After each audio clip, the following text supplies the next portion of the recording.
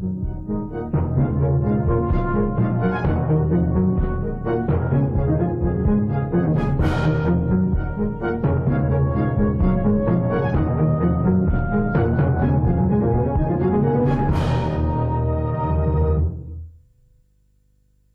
good morning, and thank you for joining us today on Newsline for Friday, September the 12th of 2014. I'm Trachira Kausan.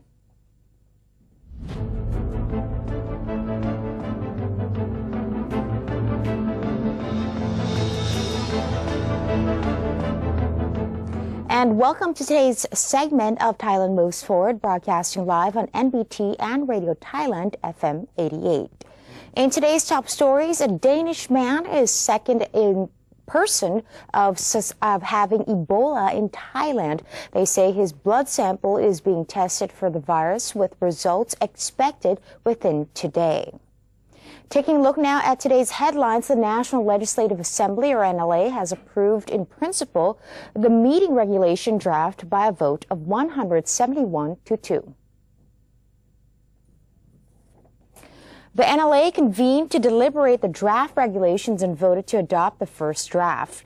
The meeting also assigned a 19-member panel that tailored the rules to vet the draft in 10 days before proposing to the NLA for final approval.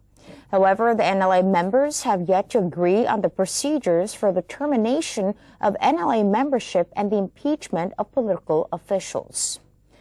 Members of the drafting committee, Tuang Antachai, said the NLA has the authority to impeach political officials, citing Section 6 of the temporary constitution. As for the issue of NLA membership termination, the committee stated that the rule was aimed at encouraging meeting attendance for NLA members. In a related story, the government led by General Prayut Chan-o-cha will make his policy address before the NLA today at 10 a.m. Amongst his top priorities and are pushing for national reform, eradicating corruption practices and social gaps, as well as enhancing the Thai education system. Residents of provinces that lie to the west of the Gulf of Thailand have contributed their views on water-related issues at a seminar held in Hua Hin, Prachuap Khiri Khan. Those at the seminar discussed the frequent occurrence of drought in the area, which resulted from lack of investment in providing adequate water sources for the area. Other topics discussed included encroachment of the forests at water sources and damage to crops caused by incursion of salt water in waterways. Solutions to the aforementioned issues were also proposed, and seminar participants suggested that more water be channeled from reservoirs into agricultural areas, water gates to be built to prevent salt water incursion, and a reservoir be constructed in the Thapsake district of Prachuap Khiri Khan and the Pran Buri River to be dredged to allow for an increased water flow. The hosts of the seminar will compile the findings at the seminar as information to be used in drafting the Water Management Master Plan, which will later be presented to the National Council for Peace and Order. 5 districts in Phichit province have been declared disaster zones after they were hard hit by floods. Phichit Governor Surachai Khan Asa expressed confidence that the flooding situation in the 5 districts will improve if no more rain falls. The 5 districts include Mueang, Dong Jareun, Po Pratap Chang, Sam Ngam, and Thap Klaw. After the floodwaters dried up, the province would lay out plans on water retention since many areas in the eastern part of Nan River still lacked water for rice cultivation. Only 1,500 paddy fields in the province have been damaged by the floods caused by flash floods from the neighboring Kamphaeng province. Houses on the banks of the Yom River have also been submerged, but not seriously. A Danish man is the second person suspected of having Ebola in Thailand. His blood sample is being tested for the virus with the results expected today. The Ministry of Public Health on Thursday announced that the 52-year-old Danish man was suspected of contracting Ebola after he traveled back from the Ebola-affected Nigeria on September 10th. He had a 38-degree fever with a sore throat and coughs and later received treatment in a private hospital. Since he traveled from an affected country, he was sent to Ratchaburi Hospital for treatment in an isolation room, according to the ministry. The patient is now closely monitored by a medical team who gives him symptomatic treatment. His fever has been lower. 6 people who have been exposed to close contact with the patient are also being watched by physicians. The Department of Internal Trade is set to expand its cheap food alliance entitled Nunit Pachim to the northeast of Thailand this October after the overwhelming success of the project in Bangkok. Jintana Chayawanakan, the Director General of DIT, has revealed that it is proposing an extension of product price pegging for 2 to 3 months to the Minister of Commerce for approval.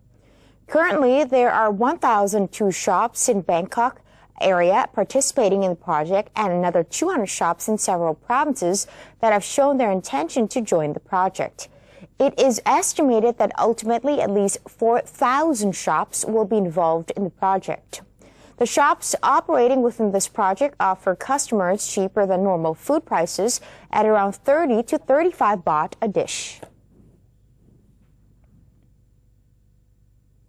The Bank of Thailand, or BOT, has reported that the economy in the southern region has contracted repeatedly during the first 6 months of 2014.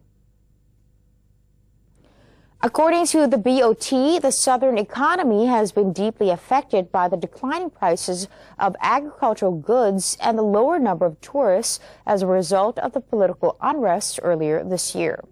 Regarding the situation in the 3 southernmost provinces, there were only 430,000 tourists during the first 6 months of this year, which is 20.6% lower than the number in the same period last year. The number of Asian tourists has also dropped by 22.3%. Meanwhile, prices of agricultural products such as para rubber and oil palm have been on a slump as a result of high supply and low demand. Nonetheless, the BOT believes that Thailand's southern economy is expected to recover during the remainder of this year as a result of the political clarity. The Public Warehouse Organization, or WPO, plans to produce its own jasmine rice brand with a target of 10,000 tons of rice per year. The PWO further suggested the government to quickly sell all 17 million tons of remaining rice stock in order to cut down on management expenses. By producing its own rice, it would allow state enterprises to grow steadily. The PWO will also quickly conduct marketing strategies to penetrate the jasmine rice market under PWO's brand in China. The past pilot project has gained quite a significant amount of interest from the market, allowing the rice production to jump from 100 tons to 500 tons, while future plans are projected at 10,000 tons per year. In addition, the PWO has considered building an agricultural warehouse using the latest technologies in order to maintain the best quality for stored agricultural products and prolong its expiration period. The warehouse would also allow such produces to be sold at appropriate times so that agriculturists gain the most benefit and resolve the problem of falling prices in agricultural goods. Latest updates have confirmed that the move has gained approval from the National Council for Peace and Order. The details of the plan are now being presented to the PWO board, and implementation of the project is expected to take place within this year. Investment funding for this project will come from the PWO and would link to the launch of the ASEAN Economic Community, where several member countries are also producers of agricultural goods. The National Research Council is holding the 3rd National Rice Research Conference to apply research findings in agricultural production as well as to increase the value of rice via processing. Dr. Sutipon Jit Mitrapap, Secretary General to the National Research Council of Thailand, or NRCT, said the main topic of this conference held at the Miracle Grand Convention Hotel in Bangkok was rice for the world. The academic presentations were divided into 6 groups that included improvement of rice varieties, technological development of rice production, development of logistics and post-harvest technologies, development concerning value-adding and processing, development of economic, social, and marketing aspects of rice, and systematic promotion and transfer of technology. The Tourism Authority of Thailand, or TAT, in the northeastern region has organized the Northeastern Tourism Roadshow to promote the region's tourism in the east. With the tabletop sales activity, tourism operators of the Northeast came to offer their services and introduce new tourism spots for operators in the eastern region. The Northeastern region's TAT Executive Director, Mrs. Somradi Chanchai, stated that the Northeastern Tourism Roadshow has been established to present the region's goods and tourism potential to the east, while also expanding business opportunities for members of the operators' networks through the tabletop sale activity, which serves as a business matchmaking meeting between operators of the Northeast and East. The event also gives the opportunity for businesses to study and explore the other tourism products and services in the market to create a new tourism link between the regions and boost the number of tourist arrivals. This roadshow led a group of over 40 hotel operators and tour guide businesses in the Northeast, with 20 tourism operators joining as sellers to meet with potential buyers in the eastern region, consisting of local administration, educational institutes, tourism operators, and the general public. The Bangkok Metropolitan Authority, or BMA, is set to host a Bangkok Car-Free Day on September 21st to boost the use of mass transportation instead of private cars.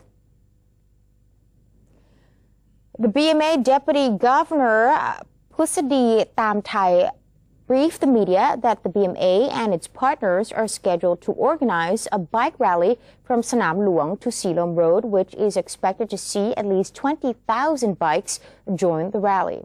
In addition, BMA has set a long-term goal of increasing mass transport use to 57% of daily commuter travel and reduce driving to 30% by 2029.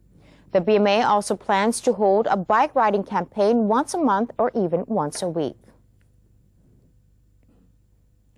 The Government Public Relations Department, or PRD, held its 15th weekly Music in the Garden event in the Public Relations Department auditorium at Soi Ari in an ongoing promotion of unity and harmony in the community.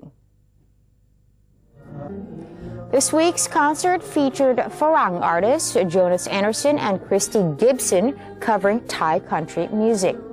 The event also featured other great singers, namely Mom Rachawong Chirakom Kitiyakon and singers from the PRD band. Jonas Anderson revealed that he is very honored to have the chance to come and perform Thai country music at the event, as the songs that he sang were considered everlasting and held valuable memories for the Thai people. Not only were the melodies charming, the lyrics were also very beautiful. Jonas said that he was very impressed by the songs every time he listened to them and felt honored to be singing these songs to create happiness for the people. Meanwhile, Christy Gibson said that she was very impressed with Thai music and culture, and including the spirit of the Thai people. Being a foreigner, she could see the value and charm of the country music, which also has a deep meaning. The opening ceremony was presided over by the Director General of the Public Relations Department, Apinan Jantarangsi. Stock Exchange of Thailand, or SET Index, yesterday concluded at 1,580.87 points, contracting 1.26 points with a turnover of 66.57 billion baht, as the market continued its declining streak for 3 consecutive days. The day's top 5 trading stocks were True Corporation, PTT, Advanced Info Service, Bangkok Dusit Medical Services, and Jasmine International. Nomura Patanasin, a securities analyst, said the index yesterday hit the highest point at 1,589.93 before losing its momentum and settled 9 points lower. They said that the trend is likely to continue today, citing the government's much-anticipated policy, which will be revealed in a couple of hours and would dictate the market's direction. Analysts expect today's resistance level would be at 1,600 points, and the support level should be in the range of 1,570 to 1,565 points. In today's segment of Now or Never, Dr. Yongyut Mayalap, the civilian spokesperson of the National Council for Peace and Order, or NCPO, will talk about the NCPO's effort in tackling problems in the eastern seaboard. Let's have a look.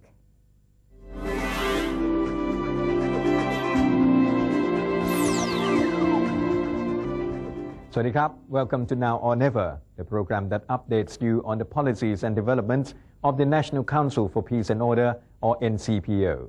The time is now for all Thais to unite, to move the country forward, and to push for reform in all dimensions to strengthen Thailand in a sustainable way.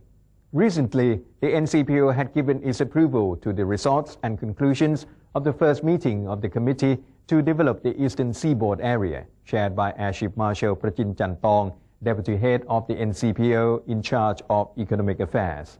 The first meeting of the committee acknowledged progress in the development of the Eastern Seaboard. However, there remains other lingering problems, particularly in the Maptaput, Rayong province, that need to be resolved without delay.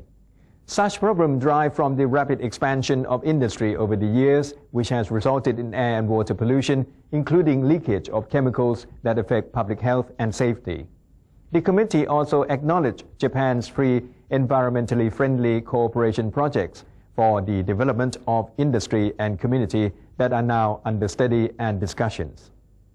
Approval was given by the committee, firstly on the revised plan to solve the problems of Maptaput industrial area in a comprehensive manner, which will utilize budgets from the 2015 fiscal year onwards. Secondly, 8 urgent projects under the plan to solve Maptaput industrial area problems will also be undertaken by requesting funding support from the central budget for the fiscal year 2014, worth a total of 677.62 million baht. The NCPO also approved the committee's resolution to initiate urgent measures to solve the problems associated with the Eastern Sea coast. These include improving the transportation infrastructure by developing a plan to improve the road networks in the area around Lam Chabang Seaport and Maptaput Industrial Estate, and a plan to develop the transport infrastructure in the area around the Eastern Sea coast, and addressing environmental problems by designating concerned agencies to solve waste and air pollution and wastewater management problems in Maptaput and nearby areas, in particular Rayong province. As effective water management is a major problem for the Eastern Sea coast, the NCPO and the committee had requested the Royal Irrigation Department to present a long-term plan to solve water shortages in the eastern region, while designating the Ministry of Industry to consider ways to promote the recycling of industrial wastewater and for water conservation in industrial factories. สวัสดีครับ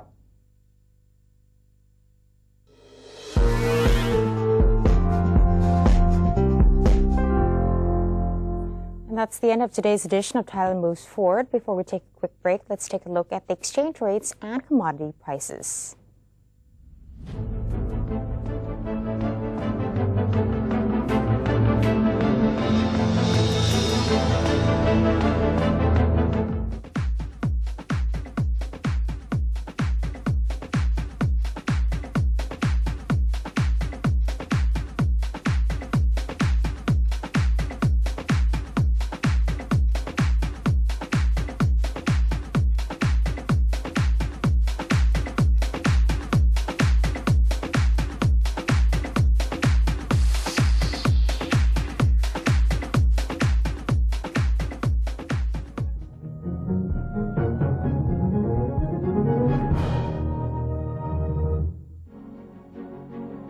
Open the world of information.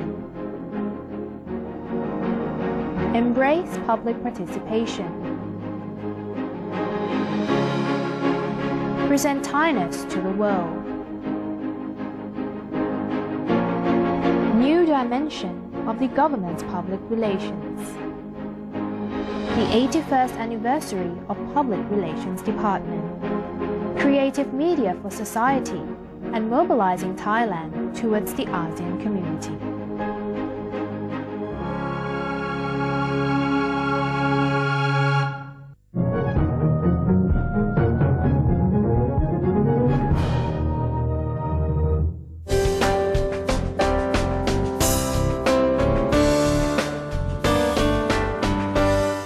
Welcome back. You're watching Newsline. Floods have wreaked havoc in India's Jammu and Kashmir state, killing nearly 200 people, leaving hundreds of thousands still stranded across the region. The floods also killed at least 250 in Pakistan. The recent floods are the worst that the state has seen in over half a century. There are still parts of South Kashmir which are partially submerged. As of Wednesday, many people had still been trapped in their homes. Indian Army soldiers and locals are trying to rescue trapped people. According to statistics, 45,000 people have been rescued in the last 3 days, but there are still over 200,000 people trapped across various localities in Jammu and Kashmir's capital, Srinagar. Partially, services of telephones have been restored in the region.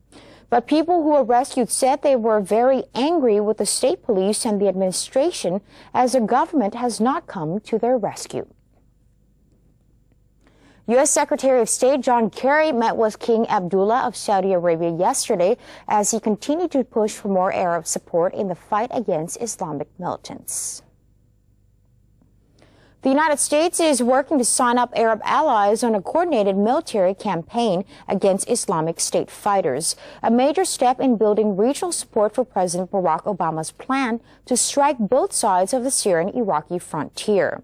After talks in Saudi Arabia's summer capital, Jeddah, Secretary of State John Kerry won backing from 10 Arab countries: Egypt, Iraq, Jordan, Lebanon, and 6 Gulf states, including rich rivals Saudi Arabia and Qatar, for a coalition to fight the Sunni militants that have seized swaths of Iraq and Syria. The Arab states agreed in a communique to do more to stop the flow of funds and fighters to Islamic State and help rebuild communities brutalized by the group. Kerry met the Arab leaders to drum up support a day after Obama announced his plans to strike fighters in Iraq and Syria. The United Nations yesterday confirmed the release of all 45 Fijian peacekeepers who had been held for 2 weeks by al-Qaeda-linked militants in the Golan Heights on the Israeli-Syrian border. UN Secretary General Ban Ki-moon released a statement welcoming the release of the 45 United Nations peacekeepers who had been forcibly taken on August 28th by armed elements from United Nations Position 27 and detained. The statement also urges all sides to respect United Nations Disengagement Observer Force, mandate freedom of movement, and the safety and security of its personnel. The Fijians were kidnapped last month by Islamist fighters battling the Syrian army after the militants overran a crossing point in the so-called disengagement zone that the UN peacekeeping mission known as UNDOF has monitored since 1974. And that's it for today's edition of Newsline. For any comments or suggestions, please feel free to email them to us at newsline.nbt@gmail.com. You can also follow us on Facebook. Just simply type in NNT or check out our website at thainews.prd.go.th/newsaim. We're going to say goodbye with the footage of the first gourmet bakery in Manila, where they serve lasagna, risotto, beef balls, and cakes to dogs and owners. Have a wonderful weekend. I'm Tratira Kausan. Sawasdee ka.